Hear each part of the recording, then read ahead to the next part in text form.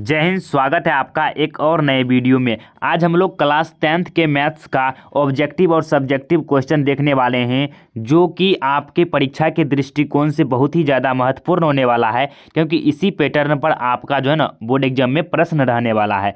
तो इसका जो पहला प्रश्न है आपका कि एक रैखिक समीकरण का घात होता है, तो जो लीनियर इक्वेशन होता है उसका घात आपका एक होता है, क्योंकि इसका आप स्टैंडर्ड फॉर्म जानते होंगे कि होता है a x plus b equal to 0। यहाँ पर x की घात 1 होता है, इसीलिए इसका घात 1 होगा। उसके बाद जो दूसरा होता है द्विघातीय समीकरण या द्विघात बहुपद कह सकते हैं, तो उसका जो फॉर्म होता है standard form a x square plus b x plus c, तो इसका जो अधिकतम घात होता है वह होता है 2। तो इसका अगर पूछा जाएगा कि द्विघातीय बहुपद का घात होगा तो उसका 2 होगा, त्रिघातीय बहुपद का 3, चतुर्घातीय का 4, इस तरह से आगे बढ़ते चला जाएगा। उसके बाद दूसरा प्रश्न है आपका कि tan π/2 का मान होगा, तो पाई का वैल्यू होता है 180 और इसे 2 से विभाजित कीजिएगा तो 90 डिग्री हो जाएगा। अर्थात आपको यहाँ पर tan 90 डिग्री का वैल्यू बताना है। तो tan 90 डिग्री का वैल्यू आपका हो जाएगा अपरिभाषित, क्योंकि sin 90 से लिख सकते हैं sin 90 बटा cos 90, क्योंकि sin थीटा बटा cos थीटा होता है tan थीटा का फॉर्मूला। तो sin 90 का वैल्यू क्या होता है 1 होता है और cos 90 का वैल्यू 0, तो यह अपरिभाषित हो जाएगा आपका। इसका राइट आंसर डी हो जाएगा। उसके बाद है कि 4 और -3 किस चतुर्थांश में है, तो यह चतुर्थ चतुर्थांश में होगा। कैसे, तो यहाँ पर आप समझ सकते हैं, ये इससे एक प्रश्न रहता ही है हमेशा कि मान लीजिए ये आपका y एक्सिस है और ये x एक्सिस है, तो जो प्रथम चतुर्थांश होता है इसमें आपका प्लस प्लस होता है। इसमें इस साइड जो है ना प्लस होता है, ये साइड भी प्लस होता है और ये माइनस होता है और ये भी माइनस होता है। ये एक्स एक्सिस हो गया, ये एक्स डैश हो गया और ये वाई हो गया, तो ये वाई डैश हो गया। ये प्लस प्लस हो जाएगा प्रथम चतुर्थांश। उसके बाद ये दूसरा चतुर्थांश होता है, इसमें देखिए पहले एक्स का लिखा था तो माइनस एक्स हो जाएगा, उसके बाद प्लस वाई हो जाएगा। इसमें तो दोनों हो जाएगा माइनस से माइनस तीसरा में, और इसमें पहले एक्स का लिखाएगा प्लस उसके बाद माइनस, तो प्लस माइनस इसका हो जाता है चतुर्थ चतुर्थांश का। तो यहाँ पर प्लस है पहले और उसके बाद माइनस है, तो इसका हो जाएगा राइट आंसर क्या, डी चतुर्थ चतुर्थांश। उसके बाद है कि वृत्त के केंद्र पर बना कोण होता है, तो जो वृत्त के केंद्र है उस पर एक 360 डिग्री का कोण बनता है। यहाँ पर देख सकते हैं एक वृत्त है और इस वृत्त के जो सेंटर हैं यहाँ पर ही 360 डिग्री का आपका कोण बनता है। तो जानते होंगे कि आप रेखा पर इस तरह से खींचिएगा तो यहाँ पर आएगा तो ये 180 डिग्री का कोण बनता है।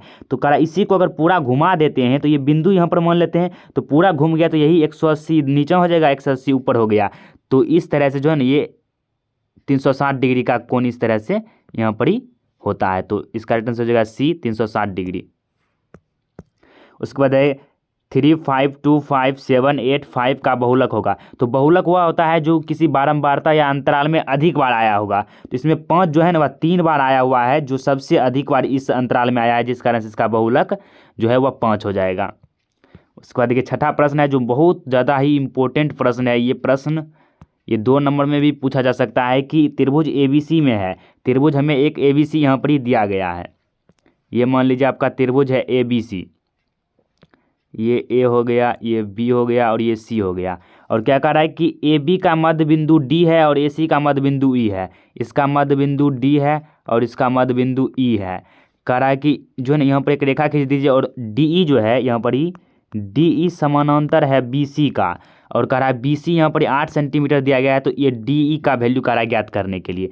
तो आपको पता है कि यहाँ पर मध्यमान प्रमेय लग जाएगा। जब इसका मध्य बिंदु डी होता है उसके मध्य बिंदु से एक रेखा खींचा जाता है जो इस रेखा के समानांतर होता है, तो वहाँ पर लग जाता है जो बी सी है वह हो जाएगा हाफ डी ई के, सॉरी यहाँ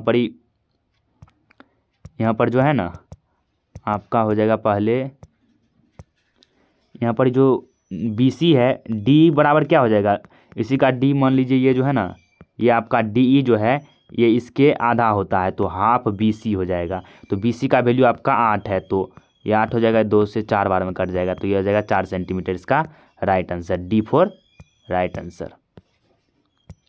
उसके बाद नेक्स्ट है आपका 7वां प्रश्न है आपका कि एक सिक्का को उछालने पर एक चित्त आने की प्रायिकता क्या होगी। एक सिक्का को पहले हम उछालेंगे तो कितने परिणाम कुल परिणाम हो जाएगा इसका, तो इसका टोटल जो प्रोबेबिलिटी है वह हो जाएगा आपका एक बार तो हेड आ सकता है, दूसरा बार तो टेल आ सकता है। ये दो ही परिणाम है जो हम एक सिक्का फेंकेंगे, या तो हेड ही आएगा या तो टेल आएगा। तो दो इसका कुल परिणाम हो गया। और कह रहा है कि चित आने की, चित इसमें एक बार ही आ सकता है। तो चित आने की एक ही प्रायिकता है, अर्थात चित एक ही बार आ सकता है। तो इसकी प्रायिकता हो जाएगी संभव परिणाम 1 है और कुल परिणाम 2 है, तो 1/2 हो जाएगा इसका राइट आंसर। 7 का ए हो जाएगा। फिर है कि एपी में दे दिया गया है इतना अंतराल का इसका सारबंधन ज्ञात करेंगे। तो A2 में से हमें A1 को घटा देना है। तो A2 यहाँ पर है 16 माइनस 10 कर देंगे तो ये 6 हो जाएगा। और 22 माइनस करेंगे 16 तो फिर भी 6 ही होगा। 28 माइनस 22 करेंगे तो फिर भी 6 ही होगा। तो आप कर सकते हैं, इसका सारबंधन समान है, क्योंकि एपी में जब बोला गया है तो उसका सारबंधन तो समान होगा ही। तो इसका राइट आंसर आपका हो जाएगा B6। उसके बाद देखिए नेक्स्ट प्रश्न है आपका कि दो समरूप त्रिभुज की संगत भुजाएं का अनुपात 4:9 है, तब उनके क्षेत्रफलों का अनुपात क्या होगा। यहाँ पर जो है ना, आप मान लीजिए कि दो आपके पास इस तरह से त्रिभुज दिया गया है, ये ABC है और ये PQR मान लीजिए। तो यहाँ पर जो है ना AB अनुपात हो जाएगा इसका PQ के, क्योंकि संगत भुजाएं का अनुपात समान है। यहाँ पर ही PQ हो जाएगा, PQ का अनुपात समान है। उसके बाद कीजिएगा तो AC हो जाएगा PR के बराबर, BC हो जाएगा आपका QR के बराबर। तो उतना नहीं लिखना है। तो ये दे दिया आपका 4:9। तो कह रहा है कि इसके क्षेत्रफलों का अनुपात क्या होगा। तो जो है ना, क्षेत्रफलों को, दोनों त्रिभुज क्षेत्रफलों का अनुपात इसका ही स्क्वायर होता है, वर्ग। तो 4 चौके हो जाएगा 16 और 9 81। तो 16/81 इसका राइट आंसर हो जाएगा, 16/81। फिर है 1/√3 बराबर होता है। तो 1/√3 जो है ना आपका tan 30 डिग्री के बराबर होता है, क्योंकि इसमें हम पढ़ेंगे sin 30 डिग्री वैल्यू 1/2 होता है और cos 30 डिग्री वैल्यू 3/2 होता है। तो 2 कट जाएगा, 1/3 हो जाएगा। इस तरह से भी आप निकाल सकते हैं इसका। तो इसका राइट आंसर क्या हो जाएगा D। या आपको स्वतः याद ही है पूरा तो सीधे टिक लगा दीजिए। उसके बाद ये रिक्त स्थानों की भरने वाला प्रश्न है, जो तुरंत हो जाएगा आपका कि ax² minus bx plus c बराबर 0 के मूलों का योग होगा। मतलब इसका जो दो शून्यक होगा अल्फा बीटा, उसके योग होगा। तो अल्फा प्लस बीटा बराबर फॉर्मूला पढ़े हैं -b/a होता है, जहाँ पर b x का गुणक होता है और a x² गुणक होता है। तो माइनस है और ये -b है बटा, यहाँ पर ही a तो a ही होगा। तो ये हो जाएगा b/a प्लस में। तो इसका राइट आंसर b/a हो जाएगा। उसके बाद नेक्स्ट है कि sec² theta minus tan² theta का मान होता है, ये 1 होता है। फिर है किसी धातु के वलय का क्षेत्रफल πr plus R plus small r। तो इसका दूसरा और क्या होता है यहाँ पर ही, तो यहाँ पर ही होता है R माइनस स्मॉल r। उसके बाद देखिए मूल बिंदु का निर्देशांक होता है। तो मूल बिंदु का निर्देशांक 0 0, 0 होता है। फिर है कि इतना, इसके बाद माध्य वाला है प्रश्न, इसको भी हल कर लेते हैं कि इसका माध्य जो है इतना दिया गया है, तो x का वैल्यू ज्ञात करने के लिए 1 + 4 + x + 5 + 12 और क्या है 1 2 3 4 5 है। तो 5 से भाग दे देंगे n, और ये आपका 7 दे दिया है। तो यहाँ से कर दीजिए, इसको अगर जोड़िएगा तो 4 1 5 5 5 10 10 10 12 22 22 प्लस x बटा बराबर दीजिए इधर 7 बचे 35 हो जाएगा। फिर 35 में अगर 22 घटा देते हैं तो आपका जो राइट आंसर हो जाएगा ना, 22 घटा दीजिए, यहाँ से 22 खत्म, उधर 22 घट जाएगा तो 13 आ जाएगा आपका राइट आंसर। x का वैल्यू 13 आ जाएगा इसमें। उसके बाद किसी असंभव घटना ई की प्रायिकता p बराबर क्या होता है। तो किसी असंभव घटना की प्रायिकता फाई होता है, = 0 हो जाएगा इसका राइट आंसर। उसके बाद देखिए नेक्स्ट है, उसके बाद देखिए नेक्स्ट प्रश्न है आपका क्या कि बिंदु 2,4 एवं 0,0 को जोड़ने वाली रेखा के मध्य बिंदु के निर्देशांक होंगे। तो मध्य बिंदु का निर्देशांक पता ही आपको कि x बराबर लिख देना है। यहाँ पर x1 जो है ना, यहाँ पर हो जाएगा आपका x1 + x2/2। तो 0 है तो 2 + 0/2, तो ये हो जाएगा 2/2 बराबर 1 हो जाएगा। फिर कीजिएगा तो 4/2 हो जाएगा, क्योंकि 0 जोड़ने से कुछ फर्क नहीं पड़ने वाला, तो ये 2 हो जाएगा। तो इसका हो जाएगा 1,2 हो जाएगा इसका राइट आंसर। उसके बाद देखिए 3 + 2√5 एक है, तो ये एक अपरिमेय संख्या है, ये एक अपरिमेय संख्या है। उसके बाद देखिए आप जो है ना, आप सब्जेक्टिव प्रश्न है जो आपको ध्यान में रखना है, आपको यहाँ हिंट दे देते हैं, थोड़ा सा आप खुद बना लीजिएगा। फिर है कि द्विघात बहुपद दिया गया है x² + 7x के शून्य ज्ञात कीजिए। अल्फा बीटा का मान ज्ञात करना है आपको, आवाज गणनखंड विधि से भी ज्ञात कर सकते हैं। फिर उसको कह रहा है कि उसके शून्यकों के बीच संबंध की सत्यता की जांच करना है। तो अल्फा प्लस बीटा बराबर जो होता है -b/a, अल्फा और बीटा का वैल्यू जोड़ना है, उसके बाद -b/a पर रखना है, दोनों का बराबर हो जाएगा तो सत्यता आपको जांच कर देना है। उसके बाद अल्फा × बीटा निकाल देना है, आपको c/a हो जाएगा, तो उसको भी यहाँ पर ही कर देना है।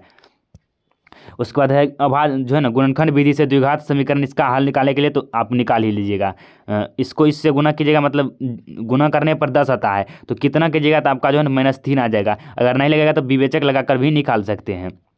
उसके बाद नेक्स्ट प्रश्न है कि इसका त्रिभुज इतना समरूप है, इसके क्षेत्रफल इतना है, तो इसमें डी बी सी के बराबर है। तो वही जो पहले प्रश्न कराए थे उसी पर आपको जो है ना दोनों के अनुपात कर देना, आपका निकल जाएगा। फिर है कि सिद्ध करे कि किसी त्रिभुज की, ये सभी प्रश्न आप ध्यान में रखिए, आपको खुद से सोल्यूशन करना है इसका, कि सिद्ध करे कि किसी वृत्त के व्यास के दोनों छोरों पर खींची गई स्पर्शिका की जो रेखाएं समांतर होती है, ये भी आपको सिद्ध करना है। उसके बाद बिंदुओं इतना है, इतना और इसका बीच की दूरी है, तो इतना पड़े ही होंगे x2 - x1 का whole square plus y2 - y1 का होल स्क्वायर, ये लगा देना, आपको फार्मूला हो जाएगा।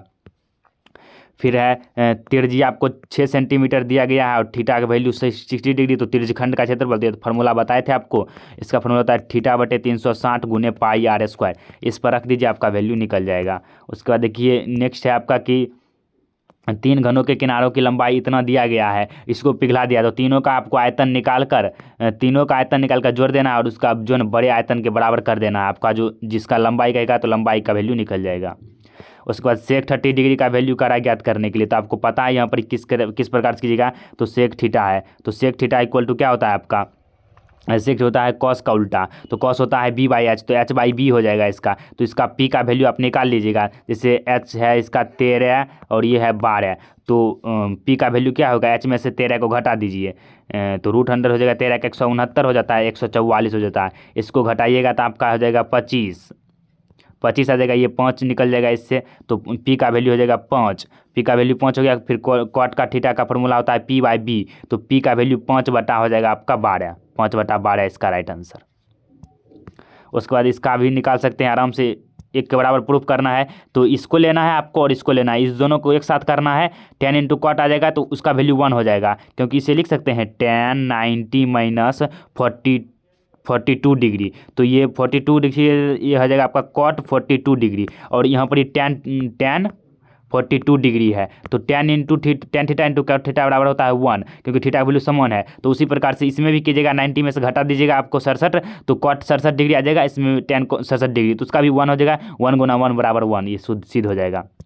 फिर उसके बाद ये हो गया त्रिभुज के 3 अगर शीर्ष दिया गया तो उसका क्षेत्रफल ज्ञात करने के लिए, तो ये फार्मूला आपको बताए थे 1/2 होता है, इंटू x1 पहले लेना है, उसके बाद 23, 31, 12, ये फार्मूला लगा देना है, तो मतलब y2 - y3 करना है, फिर प्लस x3 यहाँ पर देना है, तो y3 - y1 करना है, फिर जाके प्लस x2 यहाँ पर होगा, फिर यहाँ पर x3 करना है और y1 - y2 देना है। इस तरह से आपको इस पर मान रखकर निकाल लेना क्षेत्रफल। समांतर श्रेणी का कौन सा पद 78 होगा, तो इसमें देखिए ये तो दे दिया है 3, डी हो जाएगा इसका 8 में से 3 घटा 5 हो जाएगा।